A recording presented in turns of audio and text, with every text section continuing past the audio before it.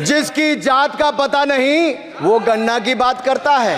Daily हालात news में आपका स्वागत है। देखिए आज की टॉप खबरें। ओबीसी की बात, जनगणना की बात बहुत की जाती है। माननीय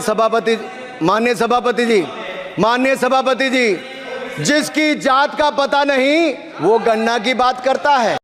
जी हाँ नाजरीन, ये अनुराग सिंह ठाकुर हैं। ये हिमाचल प्रदेश के हमीरपुर से सांसद है। पिछली लोकसभा में स्पोर्ट्स मंत्री और यूथ अफेयर के मंत्री थे। इन्होंने आज पार्लियामेंट में अपनी स्पीच के दौरान राहुल गांधी से उनकी जात पूछी और ये सवाल किया कि इनकी जात का पता नहीं है और ये जाति जनगणना की बात कर रहे हैं।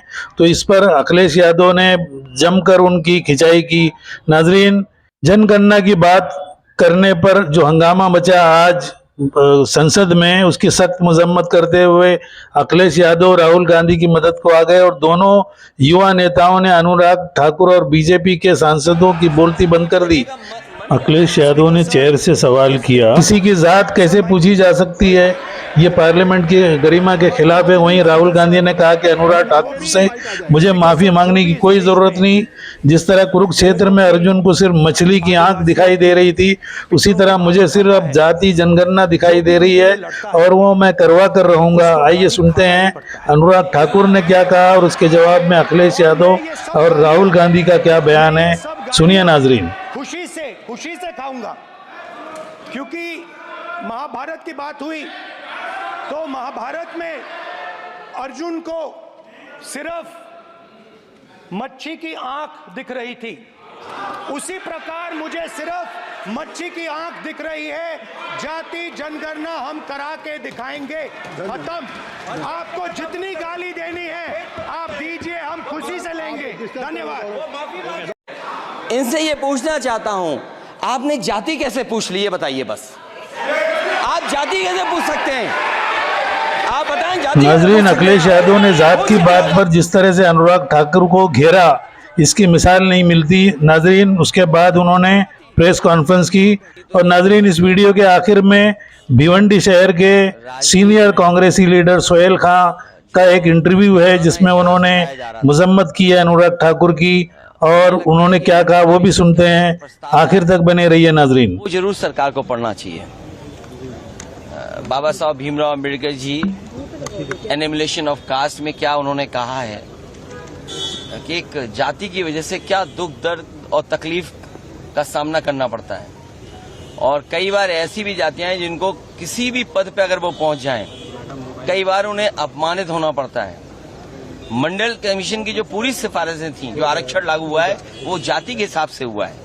तो जो भारतीय जनता पार्टी के माननीय सदस्य जो बात कहना चाहते थे, वो जाति को लेकर के टिप्पणी कर रहे थे। Thank you sir. किसी ने कहा था, किसने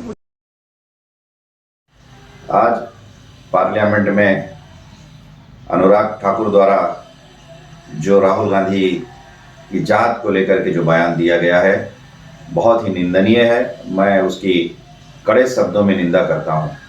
उनकी बातों से ये पता चलता है कि अनुराग सिंह ठाकुर और भारतीय जनता पार्टी किस सोच की है, जो किसी के पर्सनल जात पर बात करती है। और उनको पता नहीं क्या राहुल गांधी जी कौन है।